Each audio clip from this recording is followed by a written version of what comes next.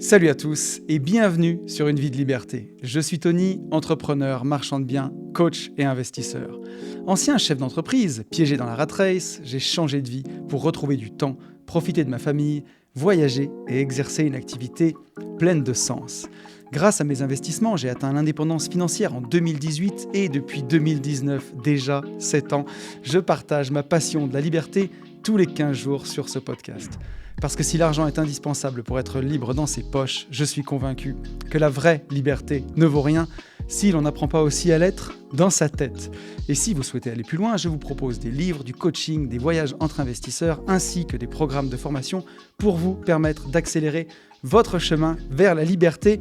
Et c'est à nouveau avec un grand plaisir que je vous retrouve dans ce podcast. Ces vacances, là, je suis venu au bureau spécialement pour enregistrer le podcast. Je me suis pris une petite matinée pour moi et aussi pour vous, pour finir l'année ensemble. Dernier podcast de 2025. Et quelle année, on va avoir le temps d'en parler. Je vous propose qu'on ne déroge pas à la règle. On va pas terminer l'année sans les bonnes traditions. On va commencer comme je le fais tous les 15 jours en remerciant tous les gens qui m'ont écrit suite au podcast de la dernière quinzaine. Un grand merci à Clément, Maria, Céline, Olivier, Laetitia, Charles, Gérald, Angus, Seb, Ours Blanc et Elianta. Nous sommes 6341 sur YouTube.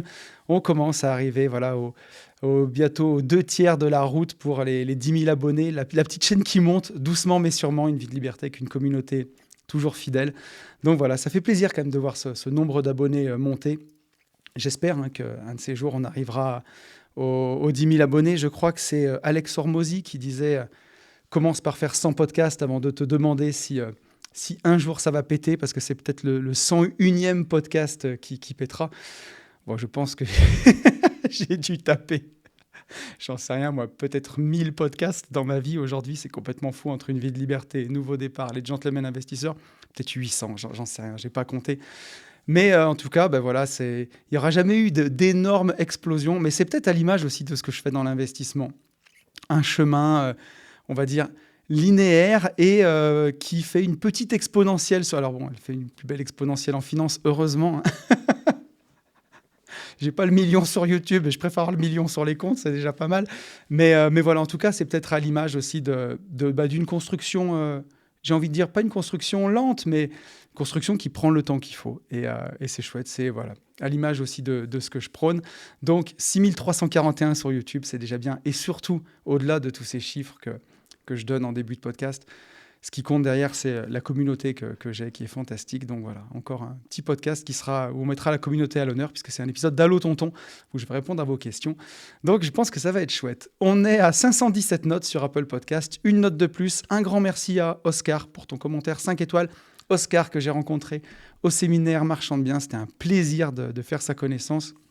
Encore un grand entrepreneur, Oscar, quelqu'un qui avance, qui a réussi dans sa première entreprise, qui est en train d'en démarrer d'autres. C'est tout ce qu'on aime. Donc, bravo à toi. Et j'étais enchanté de faire ta connaissance. Et merci pour ton commentaire. Et je vous rappelle que si vous voulez me contacter, le plus simple, c'est encore de le faire sur Instagram, sur mon seul et unique compte, Une vie de liberté, avec la petite étoile bleue. J'essaye de publier du contenu tous les jours. C'est pas toujours facile parce que, dans ce monde d'instantanéité où les choses ne durent pas et où tout passe dans l'instant, je préfère privilégier le contenu YouTube dans ce monde d'instantanéité. On voit que je crois que le temps pour accrocher sur un TikTok, c'est moins d'une demi-seconde. C'est complètement fou.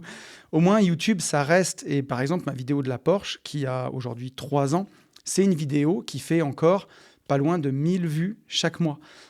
Et la vidéo a 3 ans et ça continue de se référencer. Et je vous en parlerai, j'ai fait une vidéo qui, j'espère, se référencera sur la chaîne YouTube. Une vidéo qui est sortie la semaine dernière, je vais vous en parler aussi. Mais voilà, c'est quelque chose, YouTube, qui permet de développer sur le long terme. Donc, je privilégie YouTube aux autres réseaux, mais j'essaye quand même de mettre un peu de contenu sur Insta. Et surtout, c'est là où je vous réponds. Quand vous voulez m'écrire, je réponds encore à tout le monde. Donc, venez me rejoindre sur mon Instagram. Ça me fera plaisir. Ça lui permettra lui aussi de monter mon Insta qui stagne à 10 700 abonnés depuis 1 an. Instagram aussi, c'est...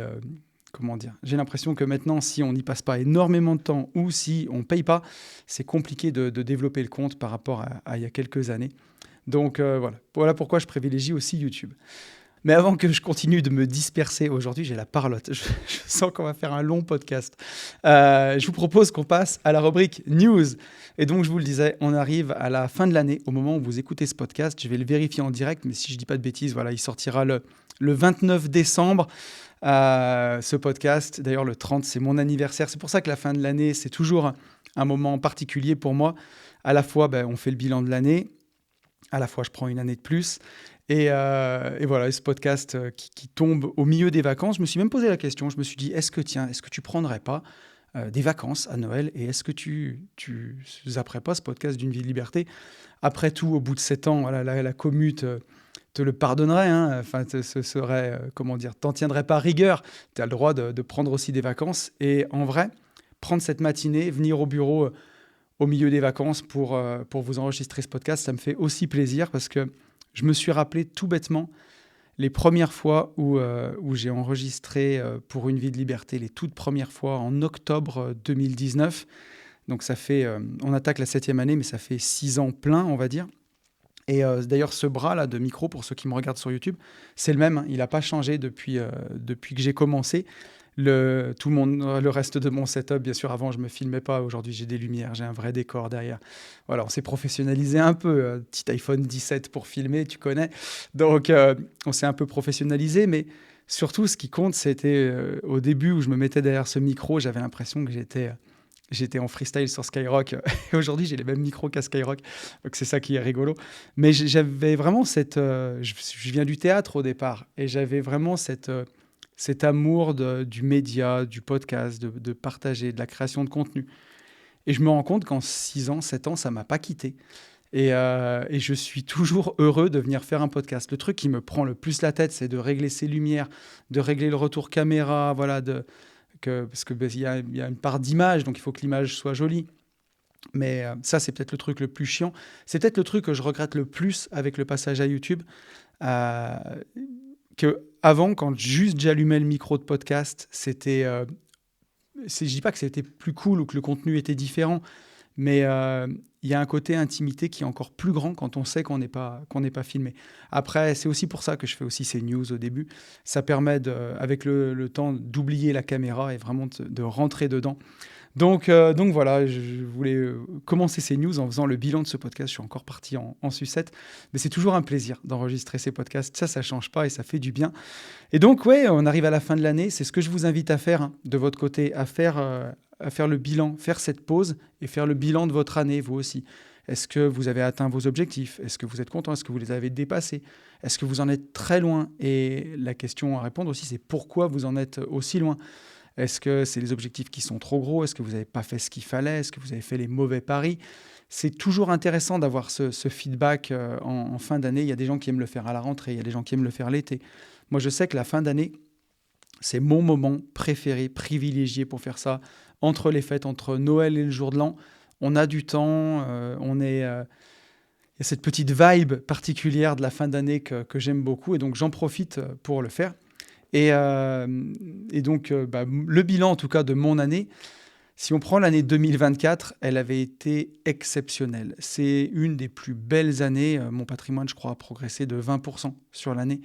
Donc, c'est hallucinant, hein, c'est colossal. Ça ne m'était jamais arrivé de faire une aussi belle progression. Et j'avais fait certains paris spéculatifs et entrepreneuriaux qui ont vraiment payé cette année-là. Et 2025, malheureusement, sera plus en retrait. En tout cas, en patrimoine net, ça progresse quand même, mais ça ne progresse pas de ce que ça aurait dû progresser. En patrimoine brut, il y a une belle progression parce qu'on a fait de belles acquisitions immobilières cette année. Vraiment des choses rentables, très bien négociées, avec des belles plus-values latentes, mais aussi un cash flow positif. Donc, c'est cool. Il y a une belle progression du patrimoine brut. Enfin, le patrimoine brut, c'est un peu être riche au Monopoly quand même, hein. Donc, il faut en faire, mais le mieux, c'est quand ça progresse en patrimoine net. Et en patrimoine net, ça progresse, mais pas comme ça aurait dû. Pourquoi? Il y a plusieurs raisons à ça, hein. J'ai à peu près 40% de mon patrimoine qui est exposé à la finance aujourd'hui. Et ça ne vous a pas échappé, le dollar a pris une tarte par rapport à l'euro. Donc, qui l'eût cru? Une baisse de 15% du dollar en 2025, à peu près, hein, si je ne dis pas de bêtises. Donc les indices ont bien progressé, hein. Le SP500 va clôturer son année à plus 15%.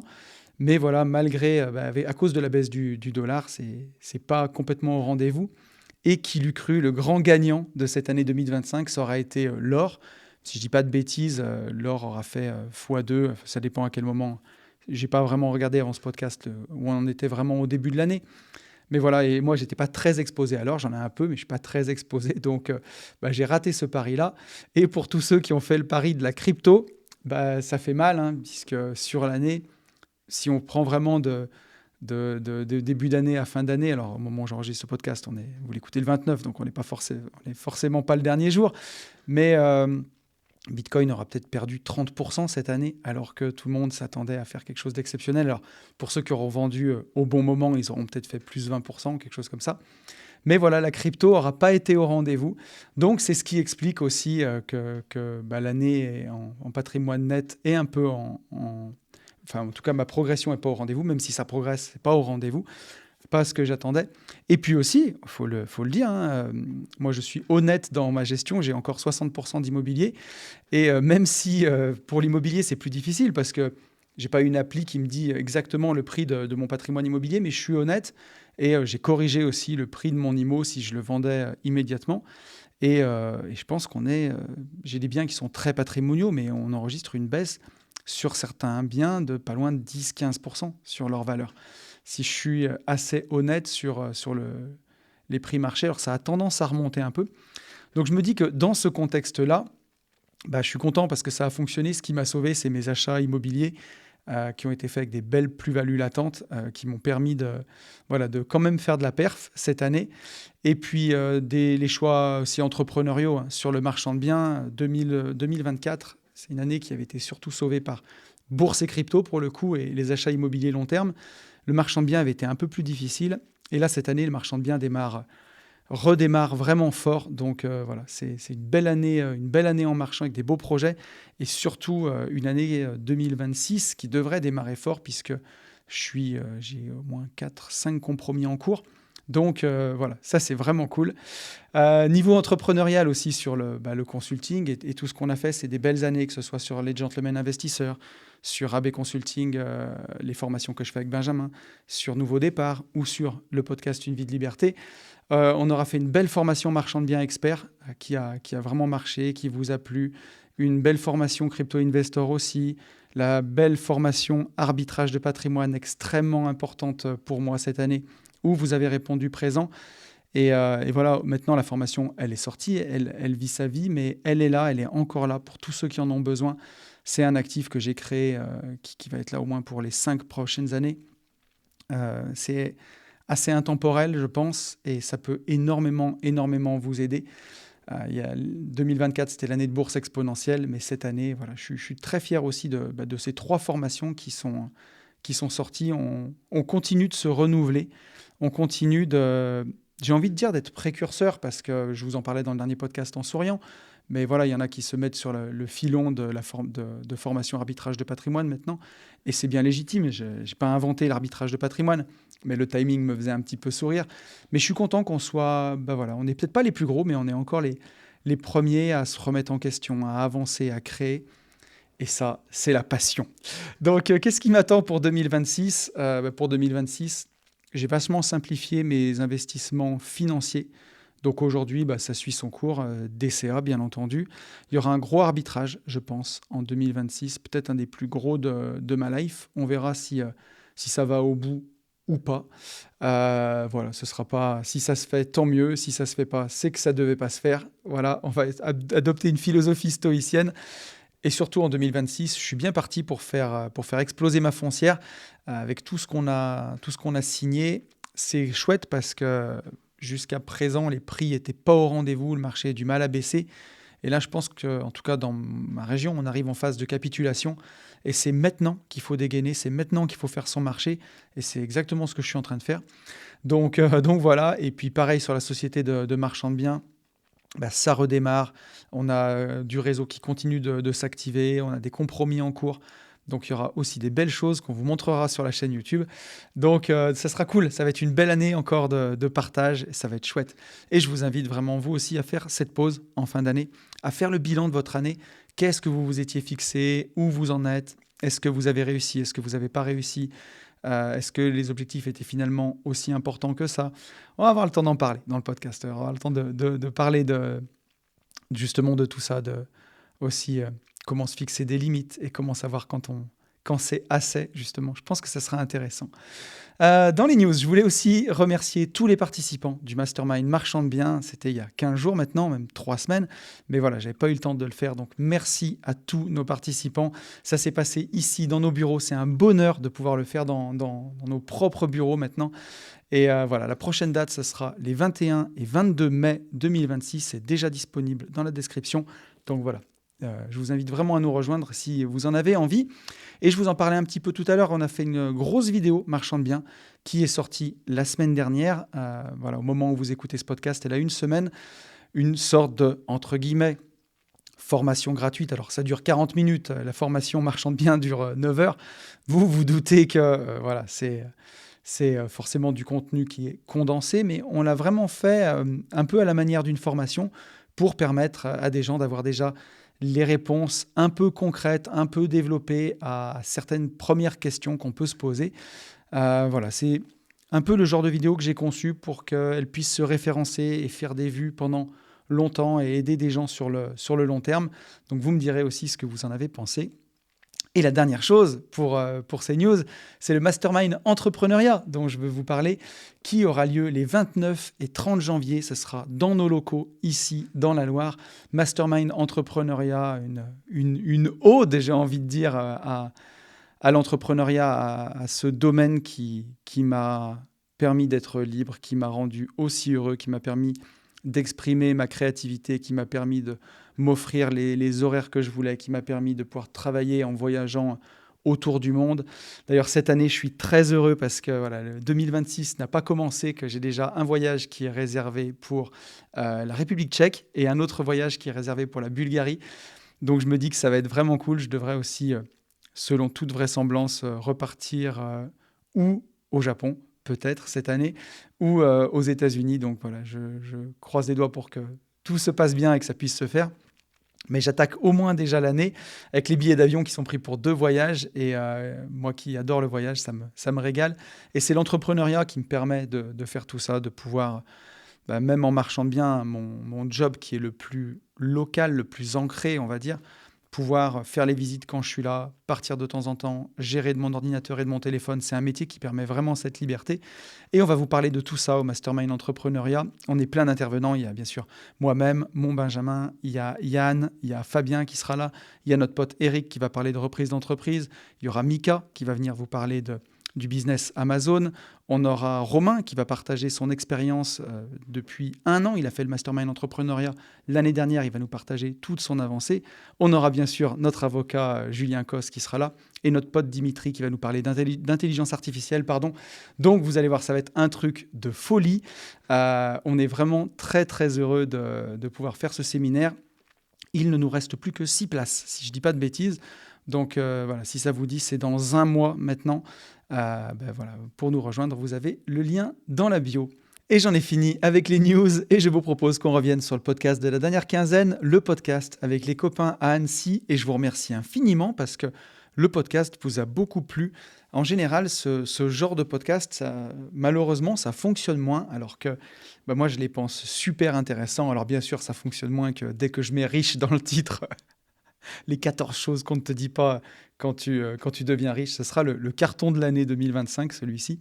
Mais voilà, c'est aussi les podcasts qui font cliquer et qui permettent d'être découverts. Mais il en faut surtout pour tous les goûts et pour tous les moments. Et j'étais très heureux de partager ce podcast avec les copains. Alors bon, Charles est déjà passé sur la chaîne YouTube. Mon pote Charles, il a été avec nous toute la semaine. Il n'avait pas pu être là ce matin-là. J'avais pas assez de micro de toute façon, mais ça aurait été chouette de l'avoir aussi. Donc je lui fais un gros bisou à notre ami Charles. Mais j'étais ravi de pouvoir partager ce podcast-là avec vous. C'est un peu comme si vous aviez pu être là un petit peu, venir un peu avec nous, puis voir ce qui se passe dans ces séminaires, dans ces masterminds. Pourquoi je dis que c'est aussi important pour moi et que ces podcasts, tout ce contenu que je partage, il doit à un moment ou à un autre nous amener à nous rencontrer. Alors bien sûr, hein, les podcasts, aujourd'hui, il y a un podcast sur les 14 trucs qu'on ne te dit pas quand tu deviens riche, il fait, en tout et pour tout, doit faire 15 000 écoutes. Je ne vais pas rencontrer 15 000 personnes, c'est sûr que ça fait beaucoup. Mais pour les plus motivés, pour ceux qui ont envie d'avancer, pour moi, c'est comme ça que ça doit se passer à la fin. Il y a un moment où il faut que se voir dans la vraie vie, se rencontrer, et peut-être même pas avec moi, mais avec d'autres, vous unir, vous allez voir, on va en parler dans les retours, parce que c'est ça qui transpire. Moi, c'est de rencontrer des gens qui sont aussi fous que moi, quelque part, qui m'a changé ma vie complètement. Donc, merci les copains, encore une fois, je vous le dis, merci sur ce podcast, merci d'avoir partagé. Vous êtes tous ultra inspirants dans chaque domaine différent. Et cette semaine-là m'a fait énormément de bien. J'en ai reparlé un petit peu avec les copains, on s'est envoyé des messages. Et d'ailleurs, le voyage en Bulgarie, ce sera avec le Club des Rentiers, où je pars en Bulgarie. Ça aura fait 4 ans. Maintenant qu'on fait nos propres épisodes, c'est fou comme le temps passe vite. Ça aura fait 4 ans que je n'étais pas parti avec le Club des Rentiers. Donc je repars avec le Club des Rentiers au mois de juin. On va en Bulgarie et j'en suis très heureux. Ça va me faire beaucoup de bien, ça aussi. Voilà. Mais quand on fait ses propres événements, forcément, à un moment, il faut quand même que je sois un peu chez moi. Donc, donc voilà, mais ce podcast vous a beaucoup plu. On va prendre un premier message de Maria. Je recommence à partir dans tous les sens. Maria, elle nous dit merci pour ces partages avec des parcours inspirants. Ça motive pour continuer à avancer. Ça m'a aussi permis de faire un point sur mon chemin parcouru en 5 ans et finalement, même si tous les objectifs ne sont pas atteints, j'ai avancé, ou plutôt nous avons avancé avec mon conjoint. C'est effectivement très important d'avoir une vision commune pour se porter vers le haut et surtout se soutenir dans les moments plus compliqués pour toujours aller de l'avant. Et effectivement, j'ai encore eu deux investisseurs il n'y a pas si longtemps en coaching, un petit couple qui se reconnaîtra et qui ont avancé énormément, qui ont fait des choses exceptionnelles, qui ne se rendaient pas compte qu'ils avaient déjà la liberté financière, qu'elle était juste à portée de quelques choix. Et quand on n'a pas d'autres investisseurs à côté de nous, en face de nous, pour nous mettre un miroir et nous permettre de nous rendre compte de ce qu'on a fait d'exceptionnel, on peut continuer à tourner un peu en rond. Moi, je ne dis pas, j'ai plein d'amis qui ne sont pas dans le business et c'est très bien et je les adore et on passe plein de moments géniaux. Mais cette partie-là me manquerait et j'ai besoin aussi d'avoir des copains avec qui on partage, on se challenge, on avance ensemble, mais pas dans la comparaison malsaine. Même si parfois on se tire la bourre, on respecte chacun, on respecte les objectifs de chacun et on se motive aussi à avancer et on investit ensemble, on avance ensemble et je trouve ça passionnant. Donc bien entendu, Maria, l'entourage, c'est primordial, que ce soit ton chéri ou c'est la base déjà, mais les gens qui partagent aussi ton quotidien plus ou moins proche, c'est important d'avoir des gens qui nous motivent. Et c'est aussi important de faire ces bilans où on voit que en 5 ans, voilà, même si tous les objectifs ne sont pas atteints, on avance. Et ça permet aussi, et moi ça m'a permis aussi de cultiver la gratitude. Parce que je crois que j'ai une question dans Allo Tonton. Je n'ai pas voulu trop tricher pour ce Allo Tonton. J'ai vraiment lu en travers les messages. Donc je les découvrirai en même temps que vous. Au moins ça sera plus spontané. Mais je peux en parler déjà là, de développer cette gratitude. Moi, je le vois cette année, j'en ai pas parlé d'ailleurs, mais 2025, ça aura été l'année de ces bureaux incroyables, ça aura été l'année de ma première Ferrari, ce sera la première Ferrari que j'aurai eue, j'espère qu'il y en aura d'autres derrière, normalement ça devrait bien se passer, mais si à un moment on ne se pose pas et on n'a pas de la gratitude, moi quand je prie, j'ai vraiment toute une partie de mes prières qui sont sur exercer ma gratitude et dire merci pour tout ce que j'ai d'exceptionnel dans ma vie. Bien entendu, déjà, merci pour ma famille, pour la personne qui partage ma vie, pour mes enfants, mais aussi merci pour la personne qui partage mon business avec moi au quotidien. J'ai quelqu'un qui m'a dit, qui nous voyait sur Instagram faire les cons avec Ben à se tirer dessus et qu'on a acheté un fusil à fléchettes, donc on se tire dessus maintenant dans les bureaux, parce qu'on est des grands gamins, et qui me disait, c'est fantastique, tu as beaucoup de chance d'avoir un associé comme ça. Je dis mais aussi merci pour ça, pour cette relation de travail qu'on a tous les deux, cette relation d'amitié, cette relation de famille qui fait que aujourd'hui, je ne ferai pas tout ce que je fais, je ne le ferai pas tout seul. Je suis heureux de le faire à deux. Mais je dis aussi merci pour ces bureaux, je dis merci pour ma Porsche, je dis merci pour ma Ferrari, parce que sinon, tu peux passer à côté. Et au bout d'un moment, les choses deviennent normales et la Ferrari, bah, tu rêves d'une plus récente ou d'une plus belle ou d'une plus grosse ou d'une qui va plus vite et ainsi de suite. Et tu peux comme ça, en fait, ne jamais être satisfait. Le jeu de l'argent, il est jamais fini. Il y a toujours plus riche que toi. Quand tu pèses 5 millions, tu vas rencontrer un mec qui... Enfin, quand tu pèses 1 million, tu vas rencontrer un mec qui en pèse 2. Quand tu en pèses 2, tu vas rencontrer un mec qui en pèse 5. Quand tu seras fier d'en peser 5, tu vas rencontrer un mec qui en pèsera 10. Et si il n'y a pas un moment où tu te dis, je suis content, je suis satisfait, et ça ne veut pas dire que je ne veux pas aller plus loin, mais tu ne dis pas merci pour ce que tu as, bah c'est compliqué, quoi. Il y a un gars qui fait du marketing que je suis qui s'appelle Michael Carré-Lopis, que je vois sur Internet. On ne se connaît pas beaucoup, mais j'ai vu passer un de ses posts qui disait, imagine que tu as 2 enfants autour de toi et tu en as un qui n'est que capricieux, qui fait que réclamer, réclamer, donne-moi ci, donne-moi ça, et qui dit jamais merci. Et à côté, tu as un autre enfant qui réclame rien, mais qui te dit merci pour tout, qui a énormément de gratitude, avec lequel tu as le plus envie d'être sympa et auquel tu as le plus envie de donner. Et ben voilà, quand tu pries, alors que tu pries Dieu, moi je prie Dieu, on peut prier l'univers aussi, euh, si tu passes ton temps à demander, demander, demander, tu es un peu comme cet enfant ingrat qui ne fait que réclamer. Mais si tu dis merci pour tout ce que tu as, ou que tu demandes simplement à pouvoir avoir toujours ces yeux émerveillés de ce que tu as réussi à faire, on a peut-être plus envie de te donner à toi et de te permettre de vivre dans l'abondance aussi si tu es déjà capable de voir à quel point tout ce que tu as fait, c'est merveilleux. Donc, ben voilà, mesurer ce chemin parcouru, le regarder et avoir de la gratitude pour ce qu'on a fait, même si forcément on aurait aimé faire 5 ou 10 fois plus peut-être, ou 100 fois plus, j'en sais rien. Mais déjà d'avoir de la gratitude pour tout ça, c'est la base et c'est ce qui permet d'avancer encore un peu plus loin. Donc merci à toi Maria pour ton message. On a Olive qui me dit « Waouh, comme je suis outré, moi qui pensais sortir dans les très bons élèves du séminaire entrepreneuriat avec mes créations de société, même pas un petit mot, message, félicitations, comme pour Romain. Moi aussi, j'ai bien rentabilisé le séminaire. » Oh, désolé Olive, je suis venu à l'inauguration de ton bar quand même. Mais effectivement, bah, dans le feu de l'action des podcasts, faut pas m'en vouloir, mais des fois j'oublie des choses où je fais des approximations. C'est un exercice que j'ai l'habitude de faire maintenant, mais c'est pas évident de se mettre derrière un micro et de parler tout seul. Parce que vous avez l'impression que je vous parle, mais là je parle à mon téléphone dans un bureau noir et vide. Mais voilà, au bout d'un moment on s'y fait, mais voilà, je t'ai oublié Olive, je suis désolé. Et Olive a très bien avancé, il a acheté un bar-restaurant qui marche très bien et il a bien avancé, il a bien rentabilisé son séminaire. Et Olive qui nous dit « Très bon moment d'écoute avec tes potes. Effectivement, c'est vraiment excellent de voir ces amitiés créées lors d'événements. Ça fait vraiment le parallèle avec la team MMA 2023. Gros kiff à vous, on se retrouve 1 à 2 fois par an. On voit nos évolutions, nos erreurs, nos développements, nos associations. Et quel réel plaisir de se retrouver ainsi. D'ailleurs, pour le prochain, il y a un certain collègue qui préfère aller au concert de Jul, mais qui ose faire ça. Toujours un régal tes vidéos. Merci, à bientôt, j'espère. » Merci Olive. Bon, je le confesse, le gars qui sera pas là pour les retrouvailles de la team MMA 2023 et qui est au concert de Jul, c'est moi, puisque j'emmène ma plus jeune fille au concert de Jul. Voilà, écoutez, ne me jugez pas. On a tous, voilà, on a tous. Vous verrez quand vous aurez des enfants.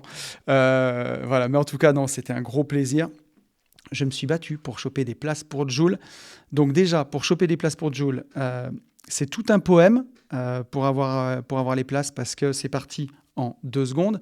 Et la deuxième chose, c'est que j'ai bien fait de faire indépendant financier deuxième langue parce que 400 balles quand même le concert de Jul à 2. Donc voilà, il vaut mieux être riche si tu veux emmener tes enfants voir Jul parce que ça coûte cher. Mais blague à part, ben voilà, je ne serai pas avec vous. Mais effectivement, cette team MMA 2023, il y a des fois où, en séminaire, la sauce, elle prend, et elle prend très très bien. Et ce séminaire MMA en 2023 au Maroc, ben, la sauce, elle a vraiment pris avec toute l'équipe. Ils se revoient beaucoup, ils partagent énormément entre eux. J'ai fait une retrouvaille avec eux en Ardèche et c'était super. Et ben voilà, de toute façon, cette team-là, c'est très bien que c'est que des gens que j'apprécie. Et effectivement, à la fois, ils se retrouvent entre potes. Et à la fois, il y a aussi des partages business. Chacun montre un peu ses avancées, ce qu'il a fait. Il partage autour de ses LCD, de ses investissements, de nouvelles techniques. Et je trouve que c'est fantastique et c'est des choses que forcément tu peux pas faire non plus avec des gens du quotidien. Et ça fait du bien et ça permet aussi de se challenger, mais dans une saine compétition. Quand on n'est pas du tout dans ce monde de l'indépendance financière, on peut ressentir. Moi, j'ai été avant, j'étais comme tout le monde, hein, quand j'ai vu les premières fois en 2016, moi j'investissais en immobilier, je vois des vidéos de Cédric Anissette où il s'achète une Lamborghini. J'ai envie de dire, mais qu'est-ce que c'est que ça, quoi? Alors bien sûr, Cédric, il a réussi à la fois dans l'immobilier et beaucoup dans le business en ligne, forcément, hein. Donc il y a ça aussi. Mais je me disais que c'était fou et je voulais pas y croire. Et en fait, avec le temps, en investissant, en faisant du marchand de biens, ben, on se rend compte qu'on peut faire des choses énormes, mais que ce soit du marchand de biens, l'investissement locatif long terme, développer un business, avancer. Là, au séminaire marchand de biens, il y avait beaucoup d'entrepreneurs, de gens qui avaient ou vendu leur boîte ou en train de vendre leur première boîte et qui se retrouvaient avec quelques millions sur les comptes et qui faisaient du marchand de biens en deuxième métier. Et j'ai trouvé ça passionnant aussi. Et voilà, bah, pouvoir se rencontrer avec des gens comme ça, les revoir régulièrement, ça booste, ça challenge, ça donne envie d'avancer, ça donne envie de faire plus. Et c'est de la saine comparaison. C'est pas du tout, justement, je le disais, comme j'aurais peut-être pu le ressentir avant, où on a peut-être un peu une bribe de jalousie parce que moi, je savais ce que je valais et je voyais que j'étais pas capable de le faire.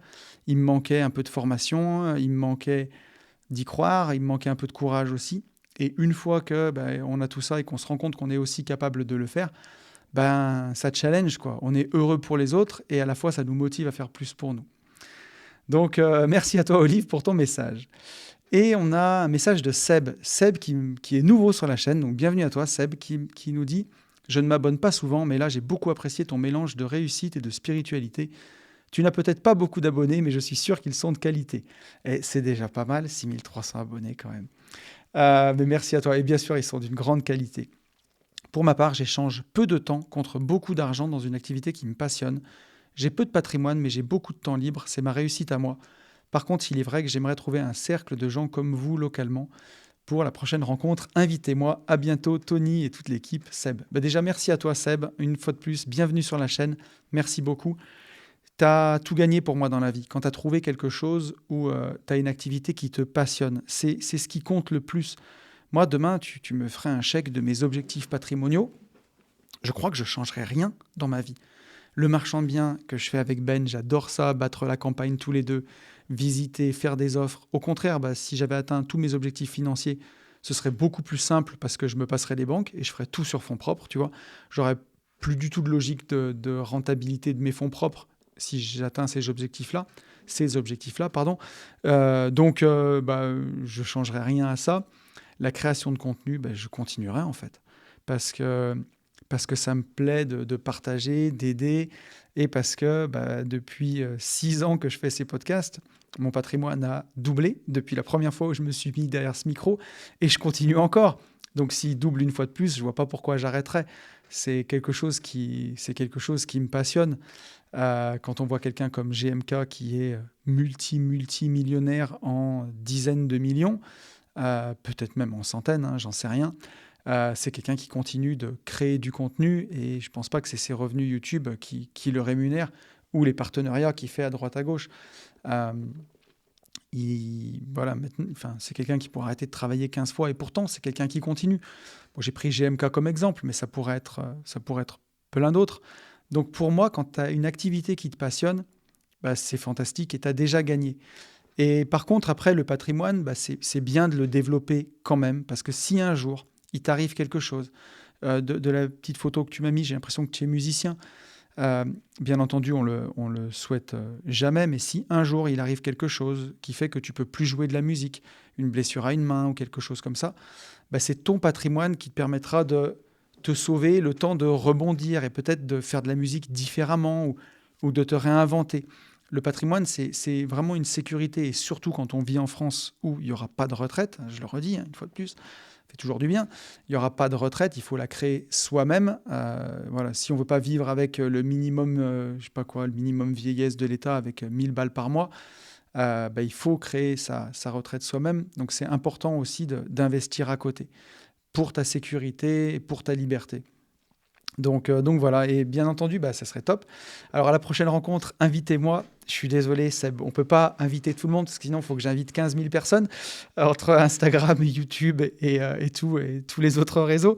Mais par contre, on fait tellement d'événements sur l'année, entre les masterminds marchands de biens que je fais avec Ben, tous les événements que je fais avec Yann sur les gentlemen, tous les événements que je fais avec Fabien sur Nouveau Départ.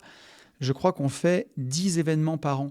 Donc, il y a pratiquement une fois par mois, une chance par mois de nous rencontrer. Alors, bien sûr, il faut payer un petit montant quand même, mais il y a de la valeur en face. Et voilà, donc il y a beaucoup d'occasions. Moi, je t'invite vraiment à venir. Et tu vois, après, on n'est pas à l'abri de devenir potes. C'est des choses qui arrivent aussi en séminaire quand on partage ensemble. Dès que tu passes du temps, nous, on est assez proches en général, hein, donc on est avec vous et on rigole. Donc voilà, n'hésitez pas. Enfin, moi, je vous invite vraiment à venir nous rencontrer. Pour l'instant, on continue ces événements, on continue d'en faire et j'y trouve toujours mon compte et j'y trouve toujours de la passion. Donc voilà, si vous avez envie en tout cas de partager et de vivre un peu ce qu'il y a eu dans ce podcast, je vous invite vraiment à venir nous rejoindre en séminaire et à passer ces moments-là avec nous. Et j'en ai terminé avec le retour sur le podcast de la dernière quinzaine et je vous propose qu'on passe au sujet de cette semaine. Un petit Allô Tonton pour finir l'année et il y aura peut-être même du Allô Tonton pour commencer l'année, tant vous m'avez bombardé. J'ai reçu des messages dans tous les sens. On va les prendre à peu près dans l'ordre où je les ai reçus. Il y a des questions un peu techniques, il y a des questions un peu plus mindset. J'ai quand même essayé d'équilibrer un petit peu. Voilà, mais je les ai pas lus non plus trop en détail parce que je voulais que ça reste spontané. Donc merci beaucoup à vous. On verra si je remets d'autres podcasts, d'autres thèmes entre les épisodes d'Allo Tonton. Mais enfin, dans tous les cas, vous m'avez bombardé, quoi. Donc merci beaucoup à vous. Merci d'avoir répondu présent. Et je vous propose sans transition qu'on prenne un premier message d'Edwin. Edwin qui est avec nous au surf cette année en 2025. Allô tonton, j'espère que tu vas bien. J'en profite de recevoir ton mail pour poser une question simple sur ton organisation niveau trésorerie IMO. 1 an de loyer d'avance dont tu parles souvent, on est d'accord que c'est full investi. Je sais que la réponse est oui car tu as 3 centimes sur ton livret A. Je souhaiterais également investir toute ma trésorerie en ETF, mais en cas de pépin, ce serait dommage que ça arrive en plein dans une période de forte baisse du marché. Qu'en penses-tu ? Bien sûr, la question ne se pose pas pour quelqu'un qui a sa trésorerie investie depuis quelques années, car les plus-values seront largement compensées. Bonne fête et merci encore pour tout le contenu qui m'aide à construire ma vision, Edwin. Déjà, merci beaucoup à toi, Edwin, pour ton message. Alors, pour te répondre, moi, je suis un peu extrême là-dessus. Les 1 an de loyer d'avance dont je parle souvent, il y a 3 règles dont je parle. Il y a 1 an de loyer d'avance, il y a 1 an de dépenses d'avance, de tes propres dépenses à avoir d'avance, et il y a 10% de ton patrimoine net liquide. Les règles ne sont pas cumulatives, hein. Tu prends la plus pénalisante des 3, on va dire. Si tu as 1 million d'euros d'immobilier et que tu es à 10% de renta, ça veut dire que tu rentres 100 000 euros de loyer par an. Pour moi, il faut que tu aies 100 000 euros d'avance. Même si tu dépenses 30 000 euros par an, il faut que tu aies 100 000 euros d'avance. Et si ton patrimoine net est que de 300 000 euros, par exemple, il faut quand même que tu aies 100 000 euros d'avance parce que ça représente 10% ça représente 1 an de loyer. 10% de ton patrimoine net, ça ferait 30 000 euros. Mais sur les patrimoines d'ailleurs qui sont même exposés énormément à l'immobilier comme toi, c'est quasiment 10% du patrimoine brut qu'il faudrait d'avance. Donc, bien entendu, c'est full investi. Celui qui est 100% immobilier ou qui a investi un peu à l'ancienne, qui est vraiment pas du tout formé en bourse, pas du tout formé en crypto, c'est vraiment dommage. Au mieux, il faut l'avoir sur des fonds euros d'assurance vie ou des comptes à terme. Mais dans l'exemple que je prends, avoir 100 000 euros sur un livret A, ces dernières années, ces 3-4 dernières années, ce serait dramatique. Avec l'inflation qu'on a connue, ce serait vraiment dramatique. Après, si tu as tout en ETF, la plupart des ETF, que ce soit l'ETF Monde, il est investi à 70% sur les US. L'ETF SP500, il est à 100% sur les US. Tu vois, une année comme ça, l'ETF, le SP500 fait plus 15%, mais notre ETF à nous, il fait que plus 3-4% parce que le dollar a été fortement dévalué cette année par rapport à l'euro. Alors, il y a toujours un effet de retour à la moyenne, hein. Je pense que 2026, J'ai pas de boule de cristal. Not financial advice, hein, c'est pas un conseil d'investissement, mais je vois quand même bien le dollar se refaire en 2026. Ça prendra peut-être du temps, mais je vois quand même bien le dollar remonter. Après, ça a été le contre-coup des Trump tarifs. Bah forcément, quand les frais, les droits de douane ont augmenté, bah la monnaie s'est dévaluée en face. On ne pouvait pas le prévoir, hein. Mais ça fait partie aussi du risque. Ce que je vois plutôt, c'est quel est le risque de devoir vraiment toucher à ton année de loyer d'avance pour que sur ton million d'euros d'immobilier, là, mettons que tu aies 10 appartements, tu perdes tes 10 locataires le même mois et que tu remettes un an à louer tes 10 appartements. Il est quasiment nul. Dans le pire des cas, tu vas toucher quoi 10-15% de cette ligne sur l'année. Donc c'est un peu dommage qu'elle soit sur un livret A ou qu'elle ne soit pas investie. Quand je te dis que moi je suis extrême, c'est que j'ai extrêmement peu de liquidités au moment où je te parle. Bien sûr, j'ai des liquidités sur mes sociétés, mais finalement très peu, hein. C'est ma trésorerie, mon besoin en fonds de roulement que je garde sur les comptes. Mais au-delà du besoin en fonds de roulement, je ne sais pas si j'ai 10 000 balles de côté, c'est le bout du monde, quoi. Et encore, il faut que je gratte pour les trouver.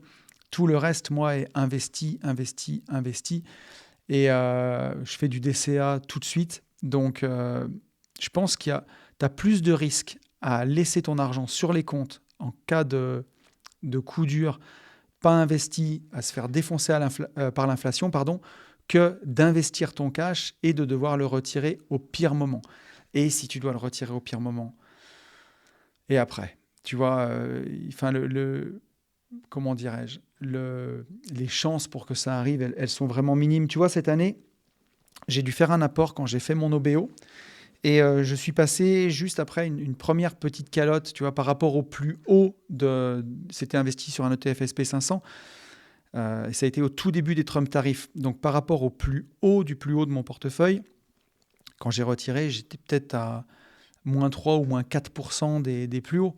Donc si tu as un portefeuille à 100 000, tu es à 96, 97. Forcément, ça fait mal quand tu as vu, enfin plutôt 95, 96. Forcément, ça fait mal quand tu as vu ton portefeuille au plus haut de te dire bah, je retire et je ne suis pas au plus haut. Mais il faut voir d'où je venais. J'étais déjà en forte plus-value. Donc, faut dézoomer, il faut le voir sur le long terme et voir quel est ton risque. Quel est ton risque de devoir dépenser tes 1 an de loyer d'avance d'un seul coup? Il est mince quand même. Pour moi. Et si tu dois saisir une opportunité en marchant bien, quel est ton risque de devoir te dépâtir de toute ta ligne en même temps, en forte moins-value? Et ça peut aussi te pousser à trouver des solutions. Moi, si par exemple, je sais pas, j'avais mis 100 000 euros de côté, tu vois, mon année de loyer d'avance correspond à 100 000 euros, comme dans l'exemple, et on se tape les Trump tarifs, on perd 30%, j'ai plus que 70 000 euros. Et j'avais prévu de mettre 100 000 euros dans un projet de marchand de biens. Et il me manque 30 000 balles du coup, tu vois. J'allais faire un all-in avec ma trésor. Ben, je vais essayer d'être malin et je vais essayer de me dire, ok, ben, j'y touche pas. J'y touche pas, c'est en moins-value. Ok, comment je peux faire? Est-ce que je fais de l'apport d'affaires? Est-ce que je me trouve un associé, par exemple, pour ce projet? Est-ce que je fais de la love money? Et ainsi de suite, tu vois. Ça va te pousser à te mettre en déséquilibre, en difficulté. Mais le succès, les croissances exponentielles, elles se situent que en dehors de ta zone de confort. Donc moi, je préfère, tu vois, encore après 20 ans d'investissement, continuer à me mettre la race, en fait, et à me mettre dans cette difficulté-là. Tu vois, demain, enfin, si j'ai envie de me claquer une nouvelle voiture, bah, faut toujours que je sois malin dans ce que je vais faire ou que je fasse un arbitrage ou que j'en vende une ou quoi. Parce que sinon, il faut que je vende des ETF. Et tu vois, la punition aujourd'hui, dis-toi que sur certains comptes, j'investis en ETF depuis 2008. Donc j'ai des comptes qui sont en x4. Là, si je dois vendre, je me fais savater par les impôts. Donc c'est pour ça que je fais du lombard. Et c'est aussi pour ça que bah, ça te pousse à pas faire n'importe quoi et à être inventif, à trouver des solutions. C'est peut-être le point positif de la France, tu vois. Le fait que ce soit dur de gagner de l'argent et qu'on paye beaucoup d'impôts sur nos plus-values, fait que bah, on va forcément moins dépenser et plus investir. Donc voilà, finalement, c'est peut-être dans un pays communiste qu'on devient le plus riche, quoi. Je déconne. Je déconne. Je déconne. Mais blague à part, ça joue, hein. Je ne sais plus quel influenceur j'ai vu dans un podcast il n'y a pas longtemps qui disait de l'argent vite gagné, c'est de l'argent vite dépensé. Et ça, j'en suis persuadé, hein. Je le vois en marchand de biens. Si en marchand de biens, on pouvait se mettre dans la poche sans un centime tout ce qu'on avait gagné, je pense qu'on aurait des trains de vie différents. Forcément, on serait plus dispendieux. Alors que quand tu vois qu'une fois que tu l'as gagné, voilà, si tu veux te le mettre dans ta poche, tu dois en relâcher la moitié, forcément, tu as plus tendance à l'investir pour faire plus grossir ta boule de neige et prendre qu'au dernier moment que de le dépenser tout de suite. Donc merci beaucoup Edwin pour ton message. Et on va prendre un message de Cyril. Cyril qui nous dit: Salut Tony, Cyril qui est avec nous à Nouveau Départ cette année, qui est venu nous voir en Mastermind Nouveau Départ. Je ne me suis toujours pas remis de mon coaching Nouveau Départ du 21 novembre et tant mieux, quel moment. Merci à toi Cyril. Et le prochain coaching intensif Nouveau Départ, d'ailleurs, si vous voulez prendre d'ores et déjà vos places, parce qu'il y a déjà des places qui sont parties, il aura lieu les 25 et 26 juin 2026. Ça part assez vite, donc je vous invite vraiment à y aller. On ouvre entre 8 et 10 places, parce qu'on a parfois des coachs en formation. Je crois qu'on a déjà vendu 4 places. Donc si vous voulez venir, je vous invite vraiment à pas trop traîner. J'ai une question d'arbitrage de patrimoine. Actuellement, mon patrimoine est réparti à 58% en actions américaines à dividendes sur un compte titre ordinaire. Aïe aïe aïe. 31% en SCPI européenne et mondiale récente détenues en direct. Pas de prélèvements sociaux hier à 22%. Aïe aïe aïe, 9% en liquidité et 1,5% en Bitcoin via un ETC sur compte titre acheté en même temps qu'Enzo au déjeuner du 21 novembre. J'ai commandé une Ledger pour Noël afin de compléter selon le principe de Not Your Keys, Not Your Coins et suite à la formation Crypto Investor. Merci à toi Cyril, je vois que tu as bien fait tes devoirs cette année. Je perçois 4,38% par an de dividendes entre les actions et les SCPI, net d'impôts et de frais, et mon capital s'est apprécié de 7,7% par an depuis 2 ans, soit environ 16% au total. Cette performance d'appréciation du capital provient essentiellement des actions et non des SCPI. Ma question: souhaitant avant tout du rendement, mais aussi une relative croissance du capital, comment placer tout ou partie de mes SCPI dont je suis peu satisfait en raison d'une faible appréciation du capital, 0 à 1% pour les meilleurs, insuffisant face à une inflation supérieure à 2%, largement supérieure à 2%. Ces dernières années, sur certains postes, on est au moins à 20% d'inflation. Sur la construction, par exemple, on est au moins à 20%. Et d'un risque de liquidité croissant, tout en restant diversifié. Puis c'est pas liquide, les SCPI. J'ai pensé à un ETF SP500 avec la règle des 4%, mais cela pose la question de la diversification par rapport aux actions à dividendes que je détiens déjà, même si elles sont différentes, et des foncières cotées avec la même interrogation sur la diversification. Peux-tu m'offrir une autre perception ? Je te dis avec émotion, merci pour ce que tu es, pour ce que tu incarnes, pour toute la valeur que tu nous apportes au travers de tes podcasts, coaching et formation. À bientôt Cyril. Merci beaucoup à toi Cyril, ton message me touche beaucoup, ça me fait très plaisir. Merci beaucoup à toi. Alors, Cyril, moi, je ne suis pas fan de ta répartition. Je ne peux pas te dire le contraire. On en avait déjà parlé un petit peu.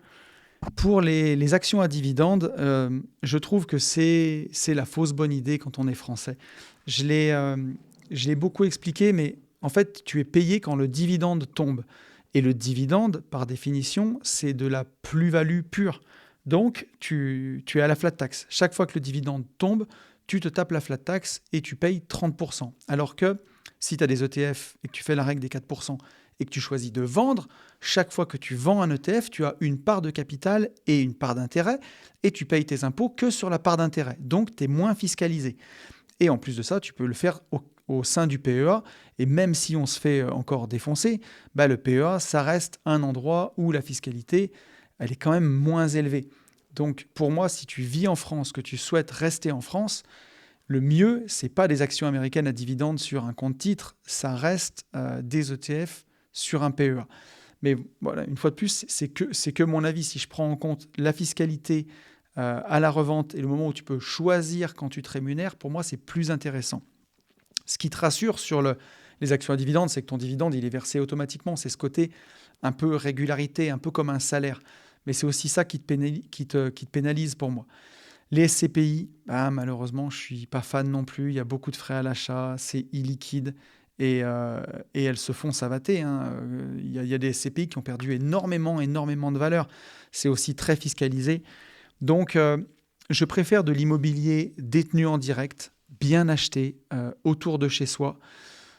Pour moi, c'est plus intéressant. Donc, si tu veux du rendement, si tu veux de la croissance de capital, l'idée, c'est d'arriver à faire ce switch dans sa tête et à se dire, c'est moi qui vais me faire ma rente en fait en vendant soit 4% à la fin de l'année, soit diviser 4% par 12, ça fait 0,33 et des bananes tous les mois. Et je vais vendre ça et je vais vivre avec, je paierai moins d'impôts. Si une année, tu as une rentrée exceptionnelle d'argent, je ne sais pas moi, un héritage, du business, une opportunité, tu n'es pas obligé de vendre. Alors que là, tu te fais massacrer chaque fois que ça arrive, quoi. À chaque fois que le dividende arrive. Donc là, j'ai même pas pu regarder ce qu'a fait le SP500, mais ça fait quand même 2 années qu'on fait une croissance qui est quand même assez exceptionnelle, qui est, je pense, nettement supérieure à ce que tu as fait. Si je vais aller voir, tiens, en même temps, je crois que cette année, on fait du 15%. Si je le mets sur un an, on est à 14%. Et tu vois, sur 5 ans, on est à 85%. Et donc, si je le place vraiment sur 2 ans, tu vois, à 2 ans, on démarre à 4700 points et on finit à 6800. Tu vois, si je fais 6800 sur 4700, je vais te le calculer en live, on est sur 44%. Donc, tu vois, même quand tu ajoutes tes 7,5% plus tes 4,38% depuis 2 ans, voilà, tu dois faire à peine 20% quand le SP500 a fait 44%. Ça fait mal, tu vois. Et cette performance, tu la payes sur l'autel de la régularité d'avoir un peu ta rente qui tombe, que ce soit en actions à dividendes ou les loyers des SCPI. Donc, si tu veux mon avis, je te conseille de continuer à te former, à lire sur le sujet pour te forger ta propre conviction. Mais quelque chose qui peut être intéressant pour moi, là, on parle vraiment que de financier là-dessus. Mais pourquoi pas convertir tes actions à dividendes en ETF? Pourquoi pas sur un PEA, si tu comptes rester en France? Je sais qu'il y a des gens qui vont dire que l'Europe va se casser la figure et que ton PEA va être absorbé, et ainsi de suite. Si on en arrive là, c'est de la confiscation de la propriété privée et ce ne sera plus la France qu'on a connue et ni l'Europe qu'on a connue. Est-ce qu'on en arrivera jusque-là? J'en sais rien. Si tu ne veux pas le faire sur un PEA, très bien, tu peux même le faire sur un compte Interactive Broker. Voilà. Mais en tout cas, moi, je le convertirais en ETF SP500. Attention, ce n'est pas un conseil d'investissement, bien entendu. Je te dis ce que je ferais moi.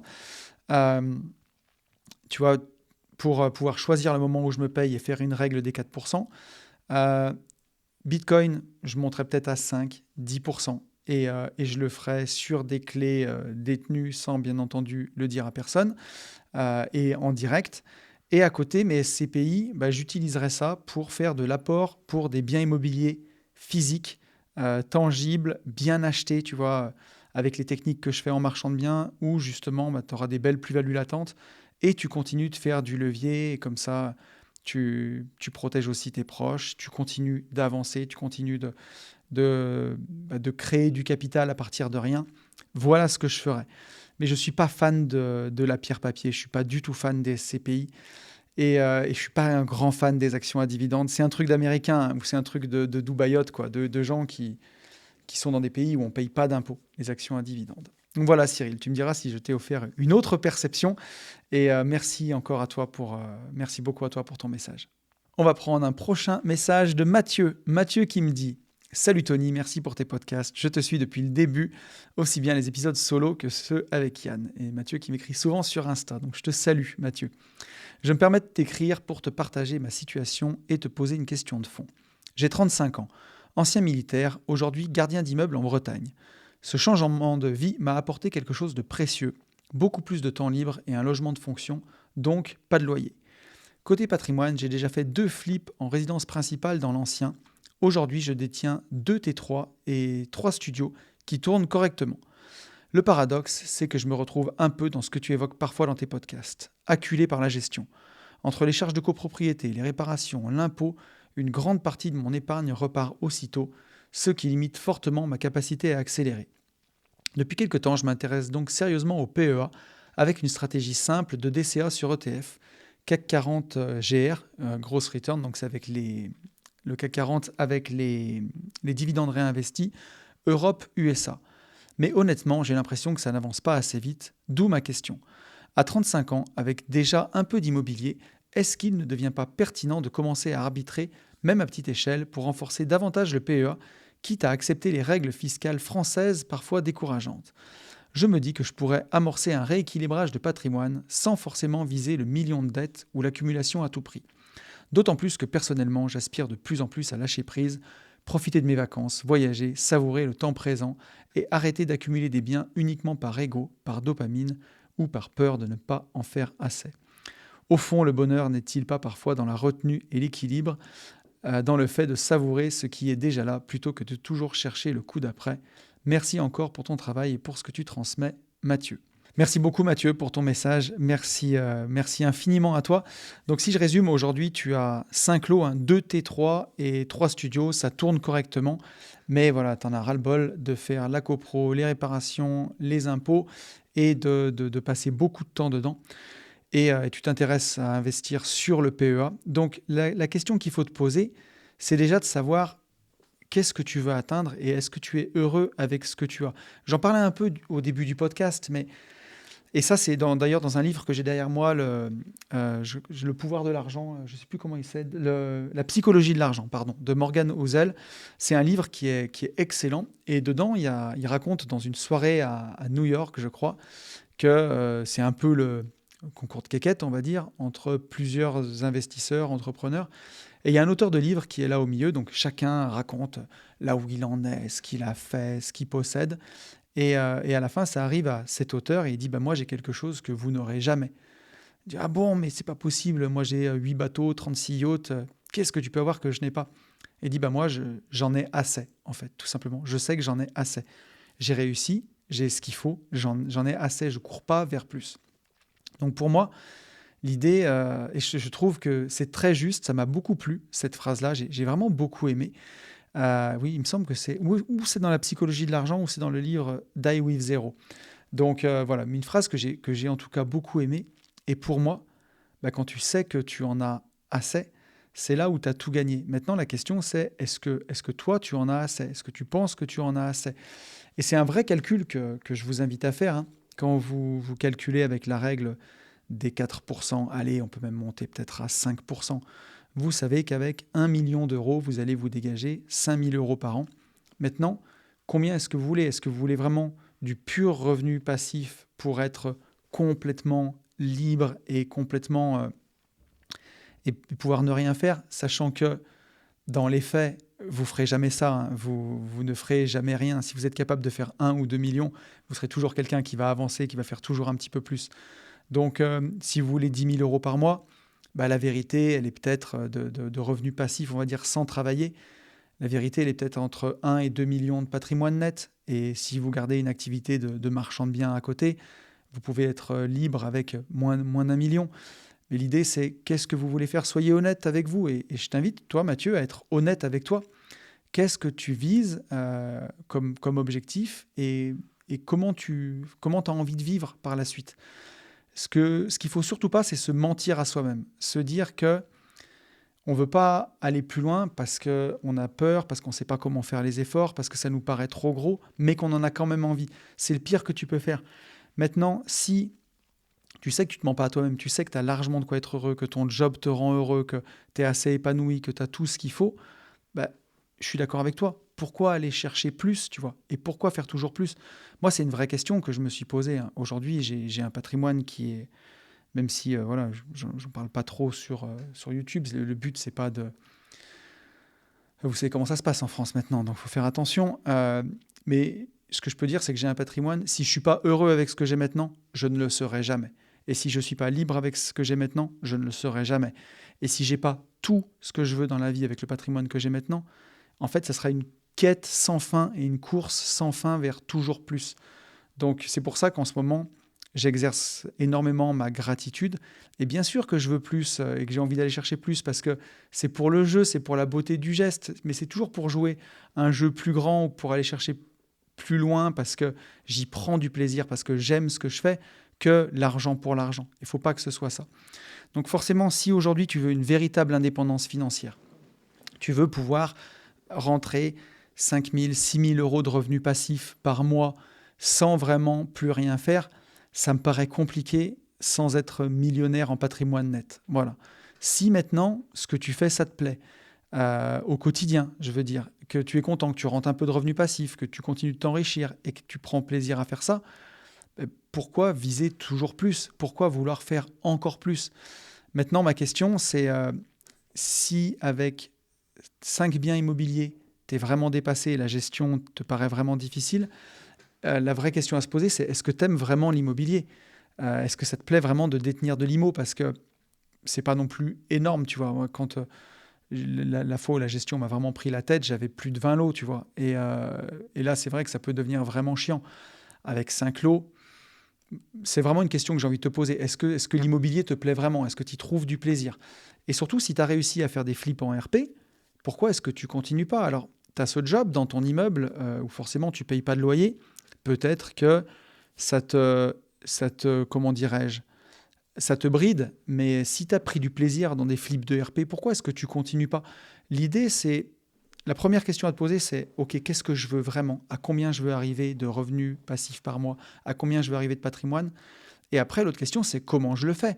Tu n'es pas obligé de passer par le million d'euros de dette sur la tête, même si je pense que ça reste une voie royale, mais pour moi, tu n'es pas obligé de passer par là forcément.